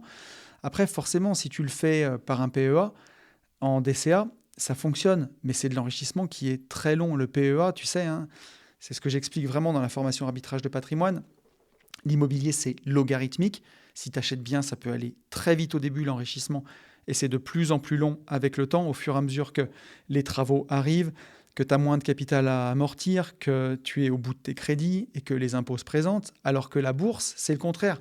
C'est une exponentielle. C'est très long au départ et au fur et à mesure que tes capitaux deviennent conséquents, c'est là où tu t'enrichis le plus. Donc, l'idée, c'est quand même d'arriver à faire du cash pour pouvoir l'investir en bourse. Pourquoi pas avec les flips de résidence principale? Le bonheur, quand tu me dis est-ce qu'il n'est pas dans la retenue et dans l'équilibre, je pense que le bonheur, il est dans la gratitude, dans la gratitude d'avoir ce qu'on a. Pour les stoïciens, il sera aussi dans une certaine forme d'acceptation, tu vois. Et bien sûr que c'est, je pense, aussi dans l'équilibre, mais le bonheur, il est surtout dans bien se connaître et surtout savoir ce qu'on veut pour soi et surtout comment l'atteindre pour pas être frustré, quoi. Donc voilà, Mathieu, j'espère que j'aurai répondu à ta question et que ça t'amènera des éléments de réponse. Mais voilà ce que je te dirais, en tout cas. Continue de bien te connaître, de bien te poser les questions et surtout de faire quelque chose qui te plaît. L'argent, au fond, c'est sûr que c'est de l'immobilier pour de l'immobilier, c'est accumuler pour accumuler. Si tu n'aimes pas ça, il n'y a aucun intérêt. Il faut que ça plaise. Au final, ce qui restera, c'est le chemin, c'est la façon dont on l'a fait. Merci à toi, Mathieu. Et on va prendre un message de Geoffrey. Geoffrey qui nous dit « Salut tonton, j'espère que tu vas bien en cette fin d'année. J'ai 2 interrogations qui me trottent dans la tête en ce moment. » Donc Geoffrey était avec nous au Mastermind MMA. Suite au dernier stage MMA, j'ai beaucoup évolué et accéléré côté IMO, notamment via l'achat de 2 immeubles de rapport ainsi que ma première opération de marchand de biens. Étant infirmier à domicile de profession, je suis régulièrement dans ma voiture où je profite d'écouter une pléthore de podcasts. J'ai d'ailleurs rejoint le podcast privé des Gentlemen Investisseurs récemment, pour lequel je vous remercie de la qualité des tips donnés. Merci à toi. Mon interrogation du moment concerne le changement prochain de ma voiture. J'hésite entre un utilitaire électrique qui m'aiderait bien pour les travaux et une Tesla parce que c'est un kiff que je compte bien réaliser un jour. Les mensualités pour l'un ou l'autre seraient de 400 et 500 euros par mois sur 5 à 7 ans. Cela représente 2 journées supplémentaires de travail net en tant qu'infirmier pour compenser ce coût. Est-ce trop tôt dans mon parcours vers la liberté financière pour me remettre un prêt voiture sur le dos? Ne suis-je pas en train de ralentir ma progression future? Cela pourrait cependant être un bon moyen de réduire mes dépenses à long terme. Pour le contexte, je n'ai ni enfants ni animaux et aucun besoin d'avoir des places arrière. Ma voiture actuelle n'a plus de prêt associé depuis quelques années déjà. Je peux répondre déjà à cette première question. Là, tu es en train de réfléchir à ce que tu veux t'acheter. Alors, il y a 2 choses déjà. Il y a le côté où c'est quand même un outil de travail ici, puisque tu vas pouvoir faire des frais kilométriques que tu vas te rembourser avec ton activité d'infirmier. Donc, C'est pas juste s'acheter une Tesla ou un utilitaire pour se faire kiffer. Il y a quand même une logique économique derrière où tu vas pouvoir créer des charges sur ta boîte et te faire rembourser en indemnité kilométrique. Maintenant, une Tesla, une Model 3 d'occasion ou neuve, ça peut coûter entre 30 et 50 000 euros. Là, tu réfléchis en te disant, bah, je vais échanger mon temps contre de l'argent pour payer ce véhicule. Moi, ce que je t'invite plutôt à faire, c'est de réfléchir en tant qu'investisseur ou marchand de biens. Qu'est-ce que je peux créer comme produit ou qu'est-ce que je peux créer comme accompagnement ou qu'est-ce que je peux faire comme opération pour pouvoir me payer cette voiture. Si demain tu trouves une opération de marchand de biens qui fait 50 000 euros de marge, tu as payé ta bagnole. Si demain tu décides d'accompagner à côté des jeunes infirmiers libéraux à créer, à se mettre à leur compte ou à optimiser leur fiscalité ou à optimiser leur tournée ou à développer leur patientèle et que tu vends tes accompagnements 1500 euros sur 3 mois par exemple, bah, il suffit que tu fasses une vingtaine d'accompagnements et tu as payé ta voiture. Et ça te sortira de cette logique d'échange de temps contre de l'argent. Donc moi, ça ne me paraît pas être une dépense folle, si c'est dans ces prix-là, vu où tu en es dans ton parcours. Et surtout que c'est une dépense, c'est pas juste un kiff que tu te fais, c'est une dépense que tu vas pouvoir valoriser et tu vas pouvoir passer ça en frais kilométriques. Donc pour moi, c'est pas dingo. Maintenant, utilitaire électrique, pourquoi pas. Si c'est un truc que tu flingues sur les chantiers, tu peux aussi t'acheter un utilitaire, tu vois, rincé de chez rincé à 1500 balles que tu prends juste pour faire tes travaux et la Tesla pour le kiff à côté. Surtout que c'est des voitures, tu vois, la mienne, elle va fêter ses 5 ans bientôt, ma Tesla, déjà, incroyable. J'ai 140 000 km et elle m'a coûté moins de 400 euros d'entretien hors taxe en 5 ans.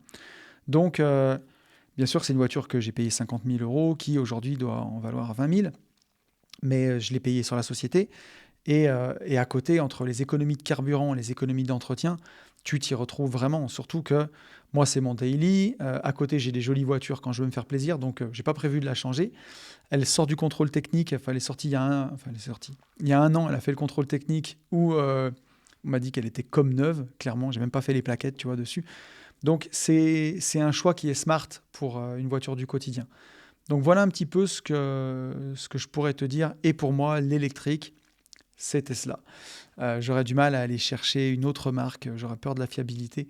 Donc voilà. Après, ce n'est que mon avis, bien entendu. Donc voilà ce que je peux te dire pour ta première question, Geoffrey. Et pour répondre à la deuxième, l'autre interrogation du moment est plus liée aux recherches IMO côté marchand de biens.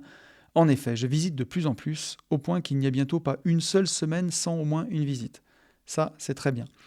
Ce qui me frustre encore un peu, c'est que les quelques projets présentés en off-market par certaines agences sont des biens revendus par un ami marchand de biens du coin. D'une part, je me vois mal faire une belle OP en passant après un marchand de biens qui prend déjà sa part. Ça, c'est pas dit parfois. D'autre part, je me demande si les agences me prennent vraiment au sérieux pour qu'elles me proposent ces projets-là. Ou alors, quand je repère une bonne affaire, le temps de finir mon analyse, un marchand de biens signe une offre au prix sans condition de prêt dans les 24 heures. Et c'est souvent ce même ami marchand de biens. Vaut mieux choisir tes amis, Geoffrey, là. Du coup, je me demande où est-ce que je pêche pour ne pas réussir à trouver d'OP. Mon coach mental, Alexis, que vous m'avez fait connaître, on fait une bise à Alexis, me dirait que tout viendra au moment voulu, au moment où je serai prêt à accueillir ces OP, et que si celles-ci ou celles-là ne sont pas faites, c'est qu'elles ne devaient pas se faire. Un petit coup d'œil extérieur m'aiderait pas mal à éclaircir cette situation. Merci encore pour tout ce que vous faites. Je vous souhaite sincèrement une excellente journée et de belles fêtes, Geoffrey. Merci beaucoup à toi, Geoffrey. Alors, je vais repartir à l'envers sur ton message. Je le rejoins, Alex, sur ce qu'il te dit. C'est une philosophie que j'essaye beaucoup de prendre pour moi, une philosophie de stoïcien qui dit que il faut mettre ton focus sur ce que tu peux contrôler, là où tu peux avoir de l'impact, et accepter ce que tu ne peux pas contrôler. Aujourd'hui, tu ne peux pas contrôler le fait que chaque bien que tu vas visiter sera pour toi, ou sera au bon prix, ou ce sera le bon moment, et que ce ne sera pas ton pote marchand de biens qui va les revendre, ou ton pote marchand de biens qui va les faire avant toi. La seule chose que tu peux contrôler, c'est ton flux de visite, continuer de visiter, visiter, visiter. Concentre-toi sur le processus. Concentre-toi sur le fait de continuer de visiter quoi qu'il arrive. C'est ça qui va compter le plus, que tu aies un flot de visite qui soit continu. Un marchand, c'est quelqu'un qui visite beaucoup. Je le dis tout le temps, je le dis dans la formation, je le dis à qui veut l'entendre. C'est un jeu de nombres, le marchand de biens. Il faut visiter, visiter, visiter, visiter. Je le vois avec Ben, chaque fois qu'on a moins de flux, chaque fois qu'on a moins d'OP, c'est parce qu'on visite moins au départ. C'est la première source du marchand de biens, c'est les visites. Donc ça, tu peux mettre ton focus dessus et visiter au maximum. C'est la première chose à faire. Et après, bien sûr, adapter un peu de philosophie et te dire que tout viendra au moment voulu. Tu sais jamais si une chose, elle est bien ou mal. Nous, il y a des OP qu'on a ratés avec Ben. On s'est rendu compte que c'était complètement daubé derrière et heureusement qu'on ne les a pas fait. Je pense à un truc qui est pas très loin qui est entre nos deux villes. Une ville où j'ai failli signer un projet sans condition de financement, mais heureusement que j'ai pas fait cette connerie. J'aurais jamais vendu et ça serait mal passé. Et chez le notaire, on s'est engueulé avec les vendeurs, on n'a pas signé. J'étais dégoûté quand je suis sorti et aujourd'hui je me dis que c'est, tu vois, c'est un signe du ciel. J'avais ma bonne étoile ce jour-là, mon petit ange gardien, qui a fait que ça ne se fasse pas parce qu'on y aurait laissé des plumes et du pognon. Donc heureusement qu'on l'a pas fait. Donc je pense que tu peux continuer à adopter cette philosophie parce qu'elle est intéressante. Et après c'est là tu vibres le manque, tu es en train de vivre dans le manque. Tu me dis que chaque OP où tu vas, ben voilà, tu ne veux pas passer derrière un marchand de biens, elles sont faites par ton pote, tout le off qu'on te propose, c'est ton pote qui te le propose. Là, tu commences à vibrer le manque. Moi, je veux que tu vibres l'abondance et te dire que chaque jour peut t'amener des nouvelles OP, chaque jour peut t'amener des nouvelles affaires, chaque jour, c'est une opportunité de faire mieux, de faire différemment, de faire une OP plus grande, plus belle. Et chaque fois que tu vas visiter, c'est comme si tu ouvrais un cadeau de Noël et tu ne sais pas ce qu'il y aura. Et des fois, tu auras des belles surprises, des fois des mauvaises surprises. Tu vois, ces 3 dernières semaines, on a perdu, ces 2 derniers mois, on a perdu 2 OP avec Ben, 2 OP qui étaient signés en compromis, où on ne vendait pas, donc il a fallu renégocier, c'est pas passé. Les OP, on les a abandonnés. On fait des visites, on trouve rien. Et là, dans la même journée, on visite 2 trucs et 2 offres qui sont, a priori, ne sont pas signées, mais en passe d'être acceptées. Donc, voilà, il ne faut jamais se décourager, il faut toujours avancer. Maintenant, tu peux faire une belle OP en passant derrière un marchand de biens qui prend sa marge. Tu as des marchands de biens qui vont acheter des gros ensembles immobiliers, qui vont les découper vraiment grossièrement, on va dire. Et si tu passes derrière eux, bien sûr qu'ils ont fait une partie de la marge. Mais tu peux faire une deuxième marge en passant derrière. Quand j'étais à Lyon, c'est souvent quand les prix au mètre carré sont élevés, mais moi j'ai bossé beaucoup pour des marchands de biens qui découpaient d'anciennes fermes et qui revendaient des corps de ferme entiers. Et là, les corps de ferme pouvaient être redivisés en 2 ou en 3. Et il y avait des marchands de biens plus petits, qui refaisaient encore leur gratte là-dessus. Peut-être que l'opération globale était, tu vois, une OP à 3 millions d'euros. Ils revendaient 10 parties autour de 300 000 balles. Et les marchands de biens arrivaient sur les parties à 300 000 balles, eux allaient diviser et allaient revendre pour 400 ou 500 000. Donc, il y a des choses que tu peux faire de ce point de vue-là, c'est sûr et certain. Et après, ce que je te conseillerais, c'est si ton pote marchand de biens a l'air de tout faire, essaye de choper une OP et d'aller la faire avec lui pour apprendre. Essaye d'élargir peut-être un peu ton secteur. Mais pour moi, il faut juste pas te décourager. Quand tu me dis il n'y a pas une semaine sans au moins une visite, pour moi, ça me paraît être un minimum. Un marchand de biens qui se respecte, il doit visiter, en vrai, je pense, au moins 3 fois par semaine. Il faut visiter au moins 3 fois par semaine. Ça me semble être le minimum pour faire des OP. Donc, tu vois, pour moi, t'es encore... t'es qu'à un tiers, quoi. Tu vois, il faudrait visiter encore et encore plus. Donc voilà ce que je peux te dire.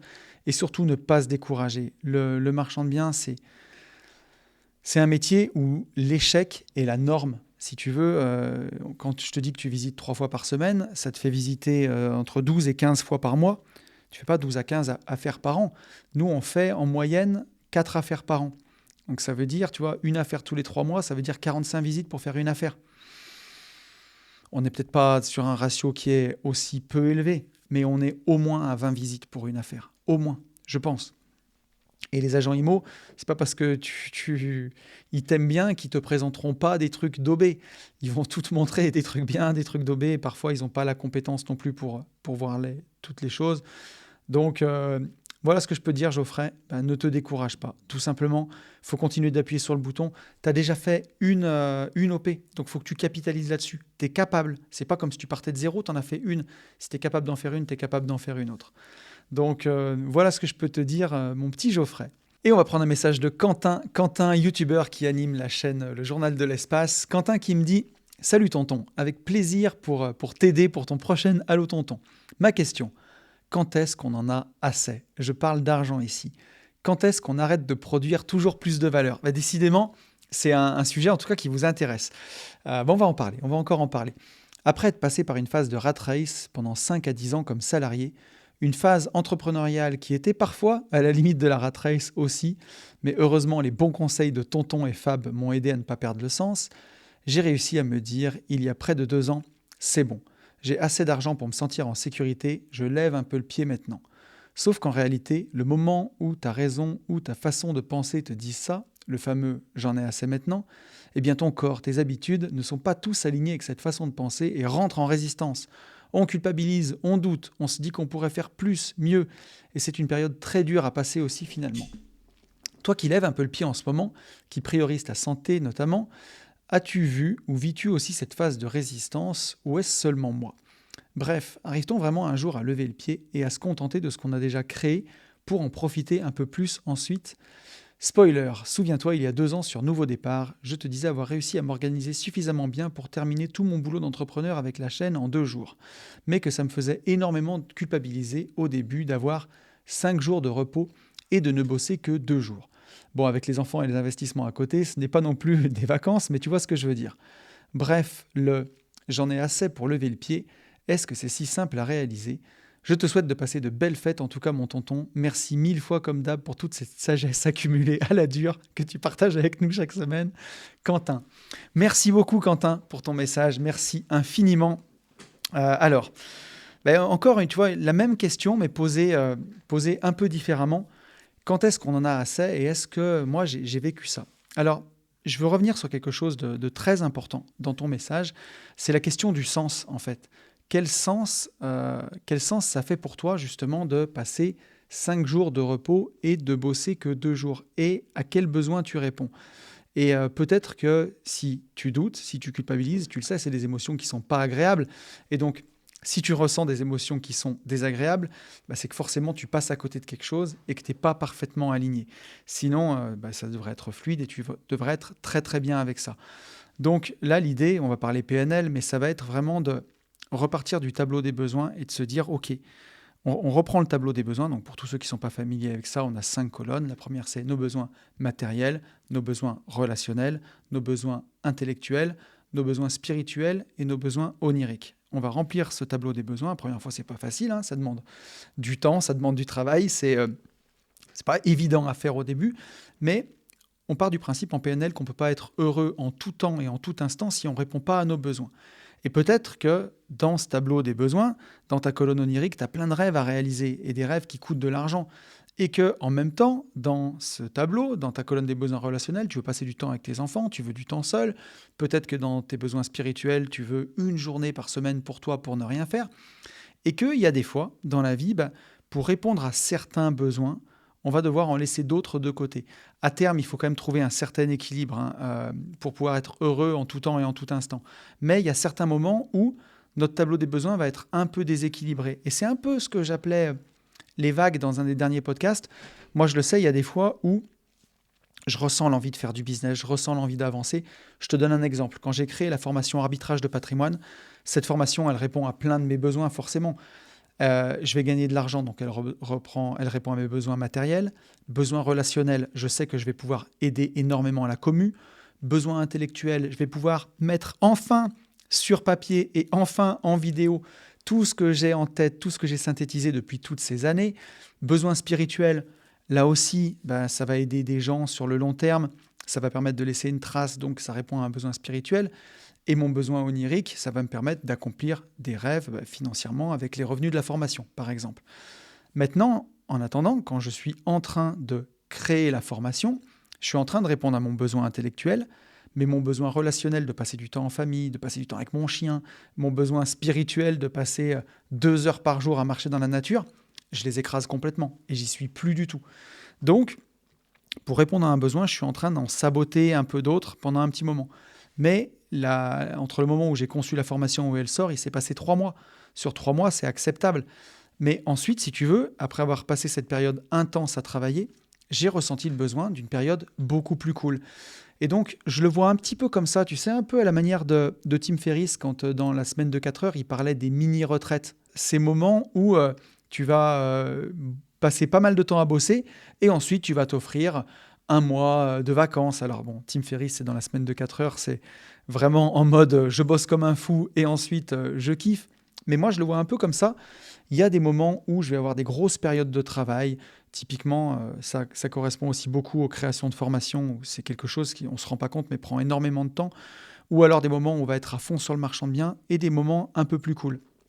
Donc pour répondre à ta question, je te dirais que ce sera toujours un équilibre. Et ça sera hyper important. Il n'y a pas un moment, je pense, où tu auras réglé cette question pour toujours de ça y est, j'en ai assez et je fais plus rien. Ça sera forcément un équilibre à régler.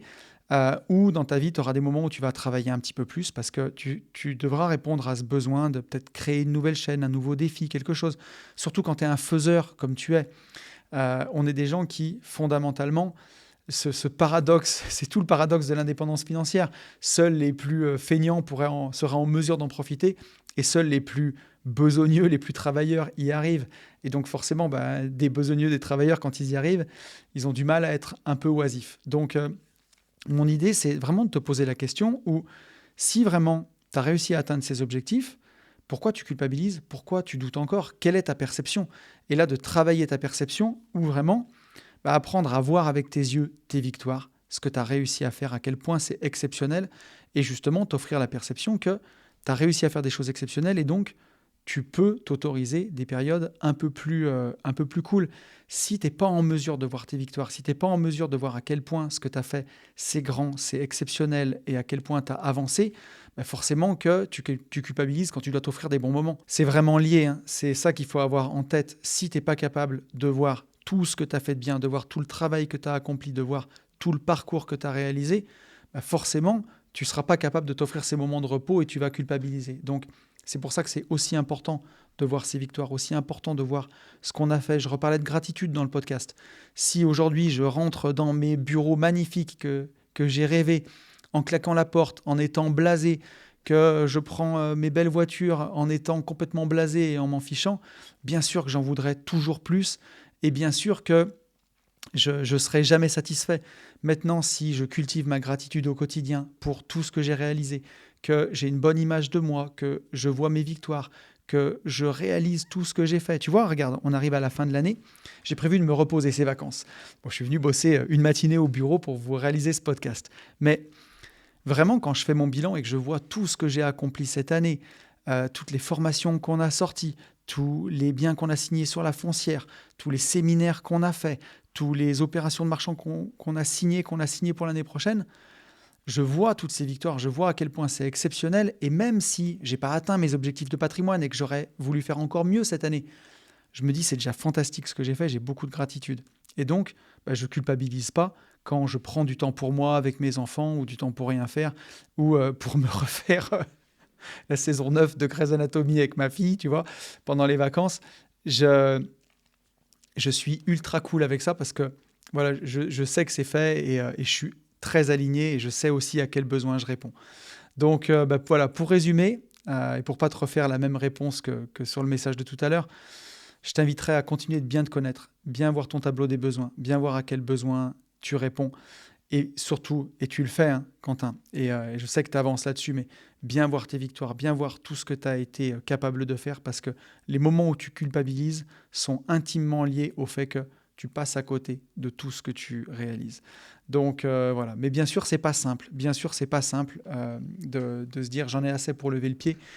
Et moi aussi, en ce moment, parce que tu me posais la question à la fin, est-ce que moi qui priorise ma santé, qui lève le pied, est-ce que je ressens cette phase de résistance?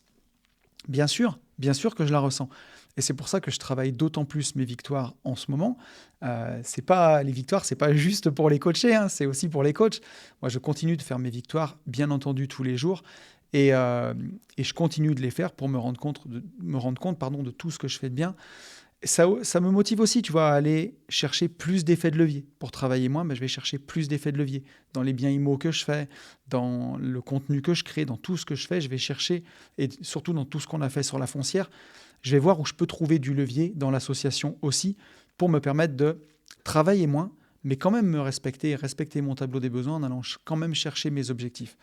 Mais ce qui fait en tout cas aujourd'hui que j'arrive à me reposer et que je laisse de côté cette phase de résistance, c'est parce que je sais à quel besoin je réponds en prenant soin de ma santé, parce que je passe pas à côté des victoires de tout ce que j'ai réussi à réaliser. C'est essentiellement pour ces deux choses-là. J'en avais une troisième, mais je me rappelle plus, j'allais dire. Mais voilà, en tout cas, ce que je peux te dire, c'est que bien sûr que cette phase de résistance, moi aussi, je la ressens. Et c'est des choses qui se travaillent. J'avais oublié ce que je voulais dire, mais j'ai retrouvé ce que je voulais dire. C'est aussi, bien entendu, en exerçant ma gratitude. Je t'invite vraiment à le faire. La gratitude, j'avais fait un podcast là-dessus en disant que c'est le sentiment le plus puissant. Tu peux pas à la fois être triste, à la fois ressentir de l'envie et exprimer de la gratitude. C'est vraiment antinomique, ça n'existe pas. Donc, je t'invite vraiment aussi, c'est en même temps que tu fais tes victoires, d'avoir cette gratitude pour tout ce que tu as fait jusqu'à présent. C'est aussi ce qui te permettra de lever le pied et c'est aussi moi ce qui m'aide à me dire que j'en ai assez et qu'aujourd'hui, avec ce que j'ai atteint, et pour avoir fait une parenthèse avec toi, je sais aussi où tu en es. Si tu n'es pas heureux et on n'est pas heureux avec ce qu'on a déjà fait maintenant, on ne le sera jamais finalement. Et ça, c'est vraiment quelque chose à avoir en tête parce que si tu tombes dans cette course du toujours plus et que c'est jamais assez, ça ne le sera jamais. Quand tu auras 1 million, t'en voudras 2. Quand on aura 2, t'en voudras 5. Quand on aura 5, t'en voudras 10. Quand on aura 10, t'en voudras 20.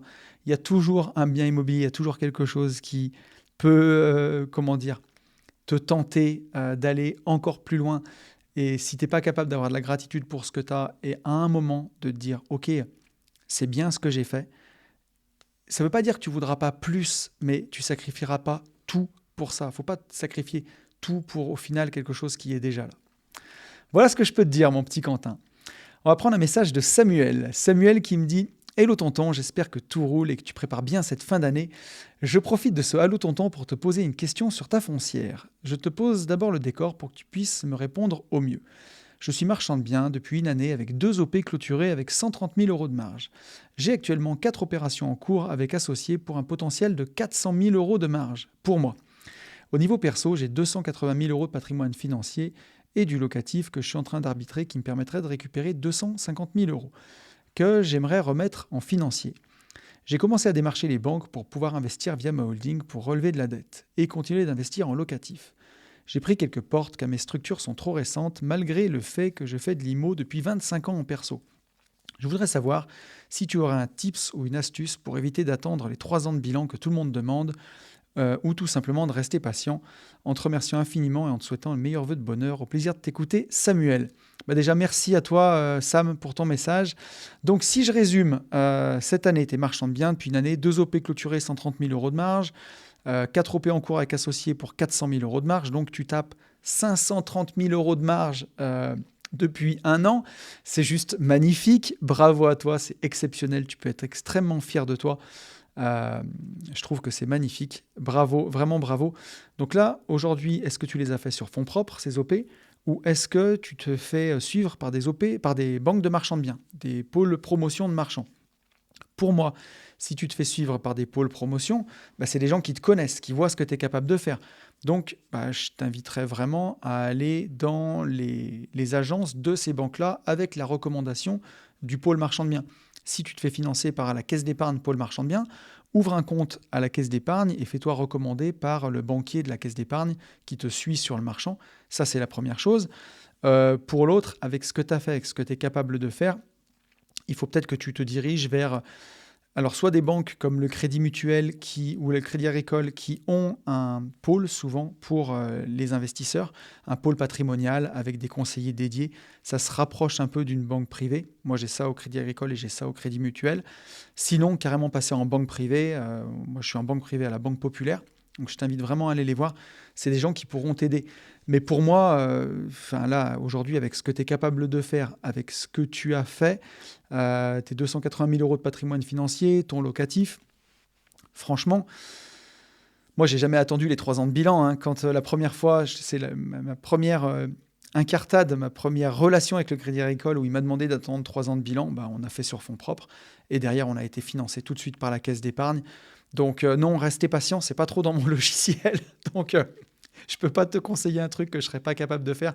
Moi, ce que je te conseille de faire, pardon, c'est de pousser des portes, pousser des portes, aller rencontrer des banquiers et aller rencontrer quelqu'un avec qui tu connectes et qui comprend ton projet et qui sera prêt à te suivre. Parce que si tu veux continuer d'investir en locatif, bah, avec le cash que tu as, je vois pas pourquoi ça fonctionnerait pas. Bien sûr, il y a certaines banques, LCL, j'étais allé les voir, si tu es marchand de biens, ils ne financent pas. Société Générale, si tu es marchand de biens, ils ne financent pas. Donc ces banques-là, et BNP Paribas, si tu es marchand de biens, ils ne te financent pas.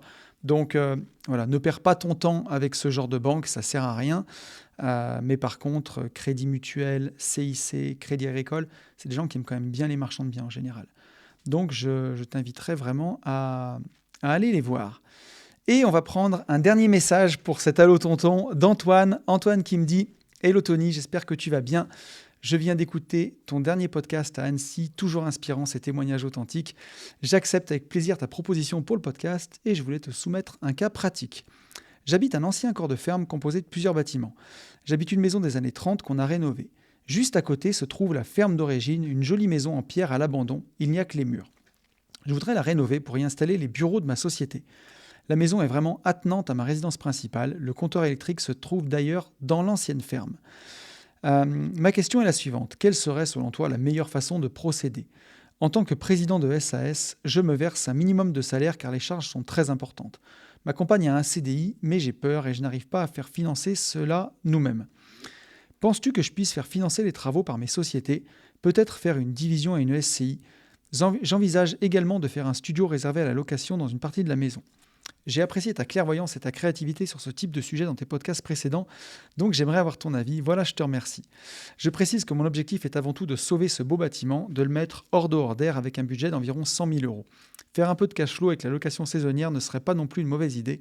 J'habite en Bretagne à 7 minutes de la plage et je suis à l'écoute de tes idées. Bonne soirée, Antoine. Bah, écoute, merci beaucoup à toi, Antoine, pour ton message. Donc, si je comprends bien et que je résume, cette maison, elle t'appartient en nom propre aujourd'hui, hein, si je ne dis pas de bêtises. Et il y a cette jolie maison que tu as rénovée, et à côté, il y a la petite ferme d'origine. Donc, si aujourd'hui, avec ta SAS, tu peux louer un bureau, tu peux te louer un bureau. Donc, ce qu'il faudrait peut-être voir, par exemple, c'est si ça coûte 100 000 euros, par exemple, de rénover ce beau bâtiment, tu vas avoir sur 20 ans une mensualité à 600 euros par mois. Est-ce que ça passerait avec ta comptable, par exemple, que ta SAS loue cette maison en tant que bureau pour 600 euros par mois? Est-ce que c'est cohérent? Et à ce moment-là, bah, tu as cette rentrée d'argent qui te payera le crédit en perso.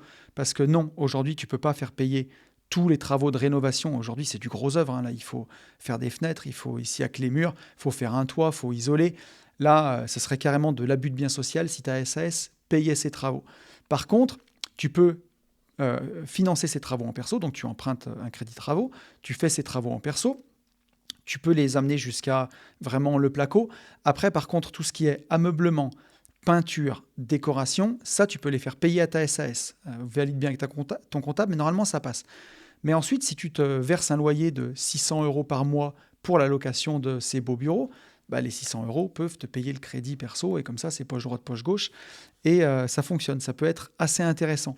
Et en plus de ça, bah, tu peux faire aussi ton studio à la location. Maintenant, te le revendre, si tu divises ta propriété, que tu revends, ce que tu me dis, peut-être le diviser à une SCI, pour moi, tu vas encore payer des frais de notaire sur l'acquisition. Tu ne seras pas forcément plus finançable qu'en perso. Moi, je le ferai en perso, en vrai. Aujourd'hui, tu le possèdes déjà, c'est déjà sur ta propriété. Tu peux faire un crédit justement pour le mettre hors d'eau, hors d'air, avec les 100 000 euros que tu empruntes en perso. Si tu te fais un loyer à 600 euros, bah, le loyer rembourse le crédit. Et ensuite, les travaux d'aménagement du local, vraiment aménagement pur du local, tu les fais payer directement à ta boîte. Moi, tu vois, aujourd'hui, les bureaux dans lesquels je suis, c'est une société foncière, alors c'est une SAS en l'occurrence, mais qui se comporte comme une SCI, qui possède les locaux, et ma société les loue à cette société, et par contre, elle a payé l'aménagement intérieur des bureaux, tu vois, les jolies dalles qu'il y a sous les voitures, que ce soit l'aménagement autour de la mezzanine, ce studio, le décor, les lumières, c'est la société qui les a payés en direct. Donc, je pense que ça peut fonctionner comme ça. À mon avis, en tout cas, j'irai dans cette direction. Antoine, n'hésite pas à me dire ce que tu en penses, mais je pense que c'est la meilleure solution pour t'éviter de payer des frais de notaire dans tous les sens et peut-être refaire une division et trop te disperser, surtout que si tu n'as qu'un seul compteur, il faut que tu demandes un deuxième compteur et ainsi de suite. Ça risque d'être un peu compliqué. Donc voilà, bien sûr, à faire valider à ta comptable. Et je pense qu'on est pas mal sur ce premier épisode d'Allo Tonton. On verra comment on fait. Si je refais un Allo Tonton à la rentrée, puisque j'ai pris 7 questions et j'en ai reçu au moins une vingtaine, je crois. Donc voilà, on verra d'ici là ce qu'on fait, si on alterne un peu. Mais en tout cas, merci pour vos questions. Vous m'avez régalé. J'espère que ça vous aura plu, un podcast pour finir l'année. Comme on la vit, hein, c'est-à-dire ensemble, voilà, où je vous donne la place, où je vous donne la parole dans ce podcast. Et c'est aussi ce que j'aime. J'adore vous proposer des sujets, des choses qui sortent de ma tête, mais j'adore aussi partager avec vous. J'espère que ça vous aura plu. Pour ceux qui l'écoutent le jour de sa sortie, je vous souhaite de passer une belle fin d'année voilà, avec vos proches, de bien fêter ça. Prenez ce temps dont je vous ai parlé pour vraiment remettre de l'ordre dans vos affaires. Et on a beaucoup parlé de chemin parcouru, de gratitude dans ce podcast, pour voir tout ce que vous avez fait cette année, qu'est-ce qui a marché, qu'est-ce qui n'a pas marché, et avoir de la gratitude pour ce que vous avez fait, parce que j'en suis convaincu, peu importe ce que vous avez, si vous n'êtes pas heureux avec ce que vous avez maintenant, vous serez dans une quête sans fin et vous serez en quête de toujours plus et vous ne serez jamais heureux. Donc faites cet effort de gratitude d'être heureux maintenant et je pense que c'est ce qui vous permettra d'avancer encore plus par la suite et d'être heureux et de poursuivre quand même des objectifs, parce que bien sûr que c'est le but et qu'on a aussi envie de plus, mais voilà, que si ça ne fonctionne pas comme vous voulez, ou en tout cas pas aussi vite que vous voulez, ça sera juste, la question c'est pas si, la question c'est quand. Voilà, et pour ceux qui l'écoutent en 2026, je vous souhaite déjà une très belle année. Voilà, ce sera la première fois pour ceux qui l'écouteront en 2026. Merci à tous ceux qui sont restés jusque-là. Je vous souhaite une belle semaine. Je vous retrouve ici dans 15 jours. Et d'ici là, je vous souhaite le meilleur. Et vous le savez, je vous souhaite, par-dessus tout, de vivre libre.